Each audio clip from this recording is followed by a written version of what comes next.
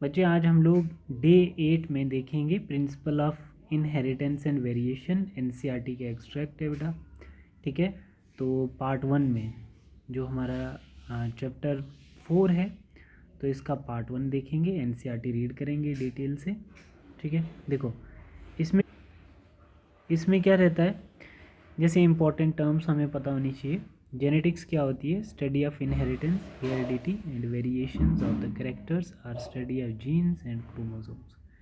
ठीक है बेटा, जैसे ये बोल रहा है कि इनहेरिटेड कैरेक्टर जो होते हैं पेरेंट्स से ऑफस्प्रिंग में, ठीक है, और वेरिएशन जो होती है पेरेंट्स और ऑफस्प्रिंग में, है ना, उसको हम लोग उसकी स्टडी करते हैं जेनेटिक्स में। Inheritance, what is inheritance?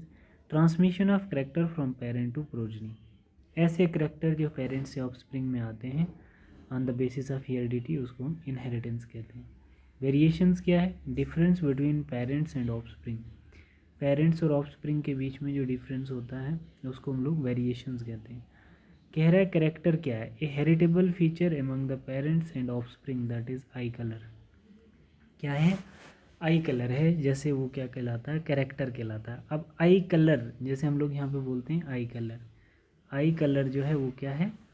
Character है। अब कैसा हो सकता है बच्चे आई कलर? किसी की ब्लैक आई हो सकती है और किसी की गोल्डन आई हो सकती है।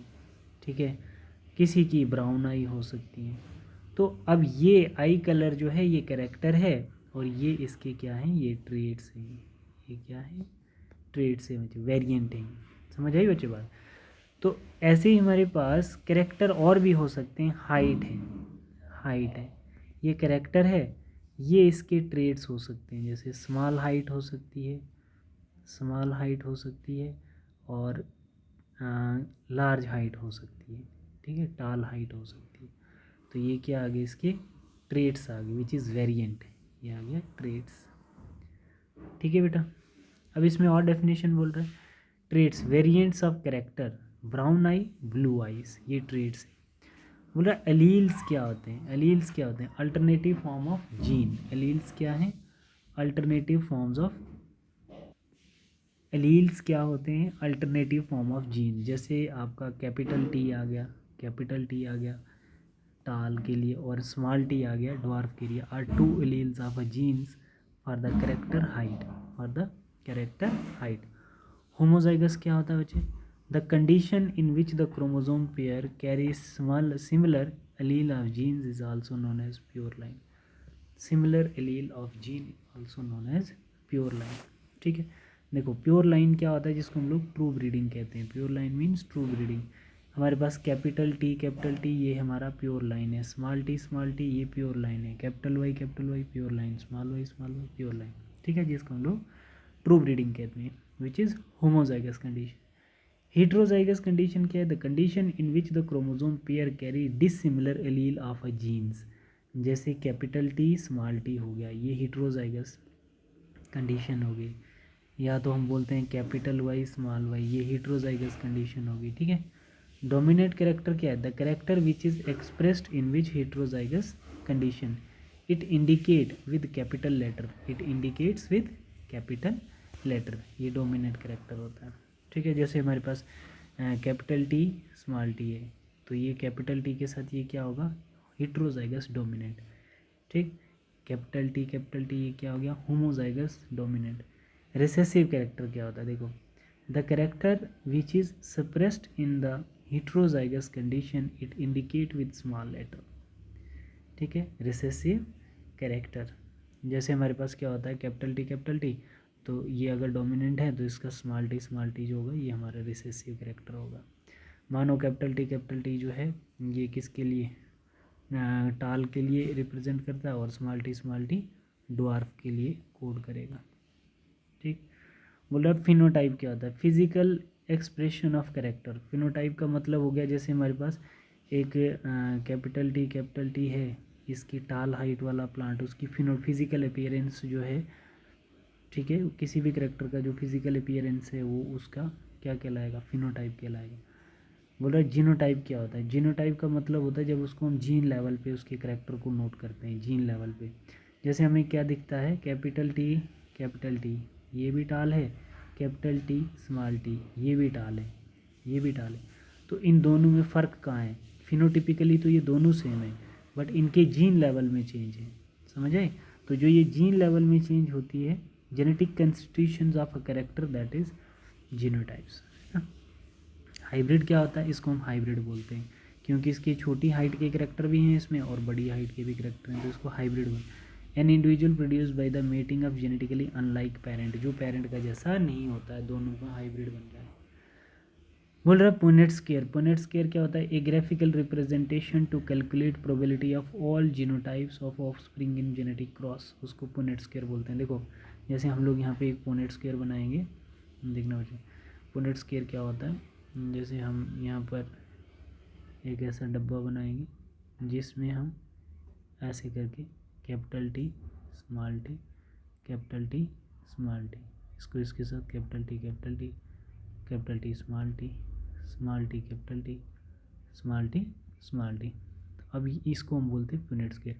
इसमें हम लोग क्या देखते हैं? फिनोटिपिक और जीनोटिपिक रेशो। जैसे हमारे पास क्या आ गई, देखो इसकी जो फिनोटिपिक रेशो है 3:1 है, 3:1। कैसे आपको पता चला? ये भी टाल को रिप्रेजेंट करता है, ये भी टाल को रिप्रेजेंट करता है, ये भी टाल को रिप्रेजेंट करता है, ठीक है। तो फिनोटिपिक फिजिकली अपीयरेंस हमारे पास जो है प्लांट की, तो 3:1 आ गया, ये हमारा ड्वार्फ है।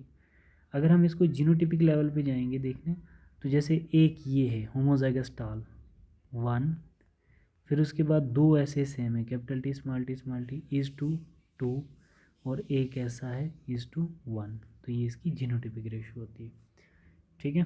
देखो सबसे पहले आपने इसमें ये याद रखना है कि मेंडल जो था, Mendel's law of inheritance given by Gregor Mendel is the father of genetics.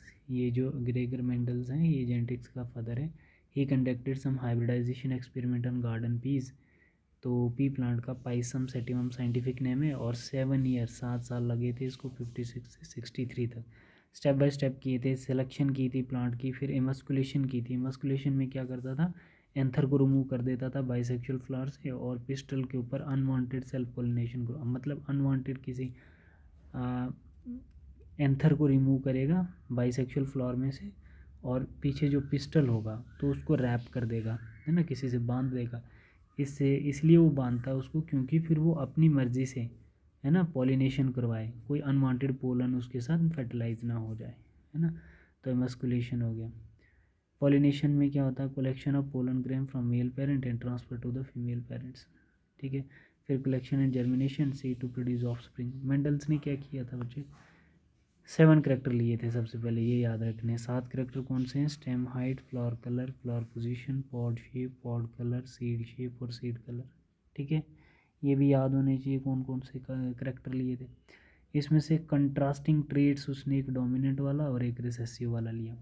Dominant में टाल, रिसेसिव में dwarf, violet, white, axial, terminal, inflated, constructed, green, yellow, round, wrinkled, yellow और ग्रीन, ठीक है। तो ये सारे आपको याद रखने हैं, ठीक। बुरा इनहेरिटेंस ऑफ वन जीन, जिसकी हम अभी तक बात कर रहे थे। इनहेरिटेंस ऑफ वन जीन का मतलब होता है a cross involving 2 plants differing in the one character. अगर हम एक ही करेक्टर को ले रहे हैं, ठीक है, तो वो वन जीन इनहेरिटेंस है। Mendel cross tall and dwarf P plant, study inheritance of one gene.